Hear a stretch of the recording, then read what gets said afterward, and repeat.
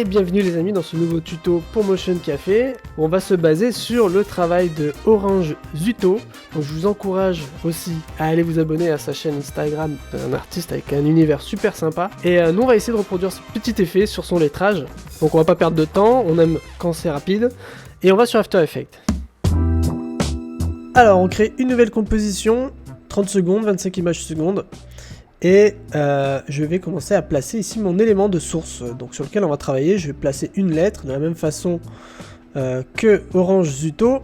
On met ça bien au centre. Je mets une petite organisation. Je vais ranger mes compositions dans un dossier dédié à ça. Et je crée une nouvelle composition pour le fractal. Je range celle-ci.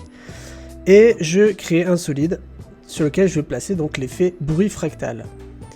Donc là, très simplement, j'avais déjà fait un peu de recherche, je sais déjà que le type de fractal sera le type max, et je vais juste configurer un petit peu pour écraser son aspect, donc j'augmente contraste et luminosité pour le rendre légèrement pâle, histoire de volontairement donner un léger motif. Je réduis la complexité pour avoir quelque chose de plus simplifié tout simplement, et la transformation, je l'augmente un tout petit peu. Voilà, ça nous fera déjà une base d'arrière-plan pour un motif qui va évoluer. Donc pour le faire évoluer, ici j'alte-clique sur le décalage de turbulence et je vais faire donc une petite expression time, et comme il y a deux valeurs x et y, je mets entre crochets les deux valeurs séparées d'une virgule. Donc 100 ça sera pour le x, ça poussera à droite, et moins 200 ça va élever le motif vers le haut. Donc là je fais une même expression pour l'évolution, time fois 100, donc très simplement on a un motif d'arrière-plan qui évolue tout simplement vers le haut, à droite. Et je vais créer une nouvelle composition à partir de mes deux premières compositions. Donc je vais mixer tout simplement. La source va prendre en alpha le fractal. Donc je vais ici demander luminance sur le fractal. Au moins le fractal va se contenir dans notre source. Ici la lettre O. Et je vais terminer une dernière composition avec cette composition mixée pour définir une couche et appliquer avec un calque d'effets les effets par-dessus notre mix. Donc je vais renommer ça contour tout simplement parce qu'on va aller chercher l'effet qui s'appelle contour brut. Donc j'applique ça sur le calque d'effet et là on voit que ça va venir un petit peu créer cet effet de contour justement, mais on va pas avoir énormément de marge, de manœuvre en tout cas. Donc ce que je fais, c'est que je reviens dans la composition mix et je vais ajouter l'effet flow accéléré parce que contour brut a besoin de contour progressif pour pouvoir agir. Donc je fais un flow accéléré sur la source. Donc je fais une intensité de 30. Alors je choisis l'effet flow accéléré tout simplement parce que c'est un effet rapide à calculer et on a juste besoin d'un flou, on n'a pas besoin d'aller plus loin. Donc ici je vais mettre aussi flow accéléré sur le fractal, donc les deux compositions. Et lorsque je reviens dans ma composition couche, sur mon contour, je vais rajouter derrière un dilaté érodé simple, ce qui permet d'éviter derrière, donc je vais mettre la valeur à 10, et ça évite derrière d'avoir par moment des contours un petit peu diffus. Nous on veut qu'on ait vraiment de partout un motif qui soit bien détouré, donc c'est pour ça que je rajoute le dilaté érodé. Et ici je vais faire un petit décalage de turbulence qui évolue dans le contour. Donc ce que je fais, c'est que je gèle l'animation du fractal dans la composition derrière, ce qui me permet de rajouter derrière la même expression qu'on l'a vue juste avant. Donc je refais un time, seulement en Y, je fais évoluer la texture vers le haut. Et là on voit que le contour brut est simplement affiché dans l'animation actuellement. Et en effet ça s'anime suffisamment bien, donc je peux revenir derrière et annuler mon animation qui a été gelée. Voilà. Et là donc je vois la texture qui s'anime, donc le fractal et le contour brut. Donc je valide tout ça, ce que je fais c'est que je paramètre les compositions et je vais réduire la cadence à 12 pour avoir cet aspect un petit peu animation traditionnelle. Donc ça commence à avoir un rendu sympa, mais là on n'a qu'un seul fractal qui est appliqué derrière, donc on va revenir dedans et on va commencer à essayer de créer des petits trous, des imperfections, des choses qui viennent se balayer. Donc pour ça je crée un nouveau solide, j'applique l'effet particular, je vais le mettre en solo et on va un petit peu paramétrer ça. Donc l'effet particular, je vais essayer de le mettre sur une base, donc une boîte. Donc le type d'émetteur ça sera box. Et ici on a des paramètres qui viennent s'afficher, donc je vais pouvoir choisir la taille de ma boîte à 2000, donc un peu plus que la résolution actuelle de notre composition. Je descends l'émission vers le bas, et je vais ici dans les paramètres de la physique, ajouter du vent qui va venir pousser mes particules vers le haut et vers la droite, donc la même dynamique que l'on donne depuis tout à l'heure avec la texture. Donc on voit les particules qui commencent à s'envoler, donc il faut toujours regarder un petit peu ce que ça donne, savoir si ça va pas trop vite ou pas trop lentement. Et je retourne derrière, dans le sous-onglet Turbulence Field, je vais demander d'affecter la position de valeur à 50, peut-être plus on verra. J'affiche les champs, pour pouvoir savoir à quel niveau on influe sur nos particules. Donc là je peux voir qu'en fonction de l'évolution de mes paramètres comme la position et l'échelle, on va avoir une déformation qui va venir s'appliquer sur mes particules, qui vont venir un petit peu gigoter, ne pas être linéaires lorsqu'elles vont s'envoler. Elles font une trajectoire assez aléatoire, elles bougent un petit peu, elles tremblent légèrement. On va réduire l'intensité d'émission de nos particules par seconde, on met ça à 20, et notre type de particules, on va aller définir la taille en fonction de sa durée de vie. Donc j'utilise ici les courbes de Bézier pour pouvoir avoir une taille qui évolue de 0 à 100 et puis qui termine proprement. Donc la durée de la vie de chaque particule sera de 10, sinon elle va disparaître trop tôt.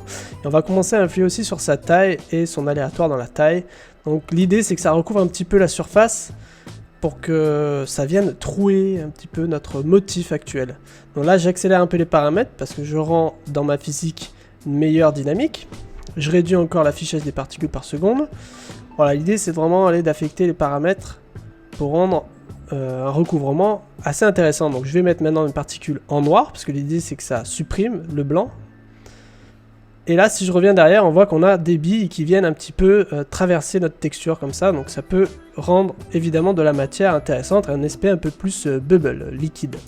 Donc je vais rajouter l'effet écho, je change l'intervalle seconde par 2, c'est-à-dire 0,060, et j'augmente le nombre d'échos à 5 avec une petite atténuation derrière pour avoir un léger fondu. Vous voyez que du coup on a des sortes, on n'a plus des billes mais on a des légères traînées qui viennent traverser cela. Voilà, quand on observe derrière l'impact que ça a, c'est assez intéressant. Je vais régler un petit peu la dynamique pour que ça aille un peu plus sur la droite, quand ça se déplace. Voilà, quand je pense avoir quelque chose de correct, je vais dupliquer ce calque de particules pour émettre une dernière couche. Donc je reprends vraiment les mêmes paramètres, c'est pour ça que j'ai dupliqué. Je vais juste réduire les intensités d'affichage de particules et je vais augmenter un petit peu la taille. J'ai enlevé l'effet d'écho, je réduis donc particules à 2 par seconde. Je veux vraiment quelques billes assez larges qui vont traverser par-dessus. Donc vous voyez qu'on a des billes en plus d'avoir ces petites traînées. C'est vraiment 2 petites couches. Je vais ajouter à mes billes peut-être un peu meilleure dynamique. C'est-à-dire qu'elles vont peut-être être moins rapides, se déplacer pas de la même façon. C'est pour ça que j'ai géré un petit peu le vent. Et j'ajuste encore un petit peu sa taille. Et lorsqu'on regarde derrière, on a voilà, une sorte de variété d'éléments qui traversent. Du moment que c'est un aspect liquide, alors on y arrive. C'est pour ça que il y a énormément de flou, de fondu autour de ces particules. Donc je vais dupliquer la composition mix, parce que là l'idée est d'avoir une double couche maintenant. Je vais appliquer donc dans cette composition mix sur notre effet fractal l'effet géométrie, ce qui nous permettra de pouvoir avoir séparément des positions. Donc je décale un petit peu à droite et un petit peu en haut les positions de cette fractale. Je crée donc une deuxième composition de couche 2 et j'ai juste à remplacer la composition mix 1 par la composition mix 2, ce qui me permet en fait d'avoir juste 2 couches dissociées en sachant qu'on a simplement déplacé la texture de fractale en position à droite et à gauche. Donc dans une dernière composition finale, je mets mes 2 couches et je vais juste remplir une dernière couleur pour dissocier ces 2 couches sur la couche arrière. Voilà, cette couche sur lequel on a placé des effets de géométrie et de position. Donc là on a exactement la même texture qui se balade, mais avec une sensation de profondeur, tout simplement. Donc si je viens dans mes sources et que je change de lettre, on va avoir donc notre processus de précomposition ou de composition imbriquée qui nous permettent un workflow qui est plus simple dans le rendu et dans les changements de paramètres. Donc je vais ici dans la composition couche. Ce qui va nous manquer, c'est d'avoir maintenant cet aspect de particules qui s'échappent en plus de notre forme. Donc je crée un nouveau solide avec les effets de particulars sur ce solide. Je vais rapidement configurer ces particules pour qu'elles émettent à partir de la composition mix. C'est pour ça que je la transforme en 3D. Et je vais aller chercher ici Layer. Donc je veux que mes particules aillent sur un calque, émettent à partir d'un calque. Donc j'ai l'option Layer Emitter. Je vais choisir Mix 01. Et donc là, j'ai juste à choisir Lightness Velocity par exemple. L'idée c'est d'avoir des particules qui émettent en continu. Et voilà, là on a juste à changer la vélocité parce que nos particules vraiment elles s'agitent, elles partent assez rapidement. Et on peut rentrer dans des paramètres ici de physique. Je vais aller dans l'air et je veux que ça s'envole, toujours dans la même dynamique, hein, donc des valeurs négatives en Y et positives en X pour ça, en haut à droite, toujours dans la même dynamique. Donc je paramètre tout ça, j'essaie d'avoir une bonne sensation, et je commence à paramétrer aussi les paramètres donc de particules, la taille, son apparition, donc sa taille sur sa durée de vie, size over life, donc c'est pratique avec les courbes de Bézier de pouvoir placer des points rapidement. Je regarde aussi de bien paramétrer le sphere Feather, c'est important, vous savez que ça marche beaucoup l'effet de contour brut et de dilaté érodé sur des éléments avec du fondu. Donc je réduis les intensités de particules par seconde et je vais placer ça sous le calque d'effet contour. Donc là il est en solo, si je l'active on va pas le voir, il sera pas assez intense dans la composition, c'est pour ça que je le duplique 3 fois le calque de particules pour qu'il ait vraiment une présence et qu'il puisse vraiment passer par-dessus. Donc là, j'enlève mes 2 duplications, je reviens dans les paramètres en solo pour pouvoir réajuster certaines choses. On va ajouter un effet de turbulence, hein. À nouveau, c'est la 3e fois qu'on vient dans ces paramètres. L'idée c'est d'affecter ça sur la position de nos particules. L'idée étant surtout de ne pas avoir de particules qui s'envolent de manière linéaire sur une trajectoire totalement linéaire. Il faut qu'il y ait un aspect assez naturel. Donc on réajuste tout ça, je coche l'option Visualize Files pour pouvoir voir comment influer sur nos particules. Et lorsque je finis de paramétrer ça et que je pense que c'est assez correct, il ne me restera plus qu'à dupliquer à nouveau 3 fois ce calque pour qu'il puisse être présent dans le rendu. Je vois que, bah écoutez, ça marche assez bien, donc ce qu'on va faire c'est copier ces effets là et les coller dans la couche numéro 2.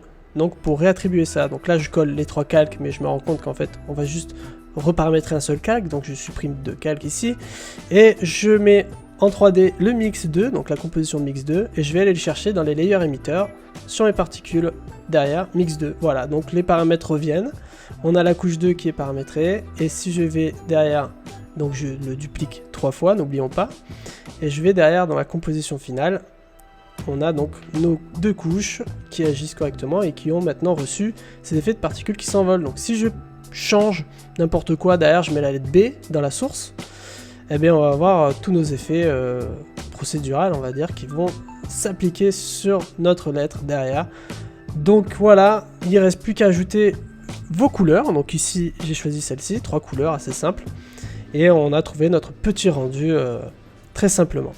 Maintenant, libre à vous de décliner cela comme vous le voulez, vos couleurs, vos logos, vos textes.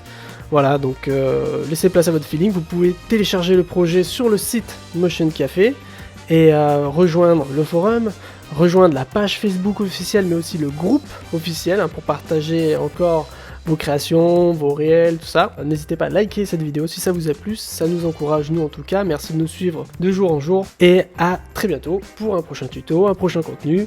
À très vite.